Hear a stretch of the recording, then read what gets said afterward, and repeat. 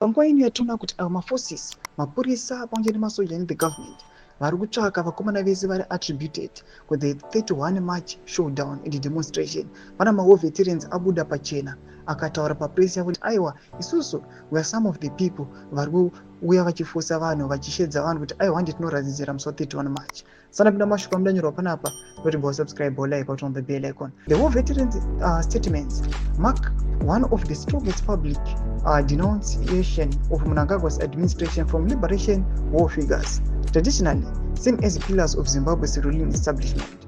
The accusations come amid the rising public frustration over economic hardship, endemic corruption, and a weakened local currency. Magwizi described Zimbabwe as being in time only and accused the government of perpetuating structural violence with poverty, joblessness, and industry collapse, causing widespread suffering. In quotes, "We are really in abject poverty in Zimbabwe," Magwizi said. "The welfare of Zimbabwe is taken away and people are poor." The veterans' statements have set the stage for a potentially volatile confrontation with the state authorities. It remains to be seen how the government will respond to this direct challenge from former freedom fighters who once played a key role in the country's liberation struggle.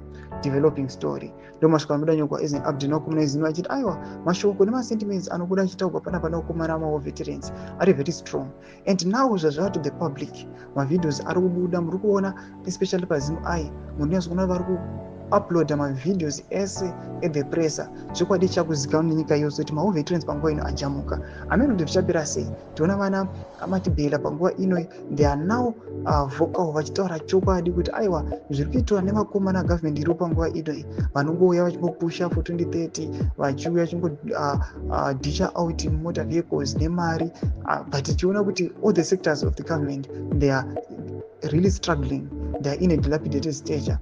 Panapa vari kuuya vachiti we are calling aiwa kuti this government iriwe pasi. Tudze mafungiro enyu moti kudii pamusoro pechitiko ichi. Mina comment section medu tudze mafungiro enyu, musana subscribe or like, chinotonda bell icon.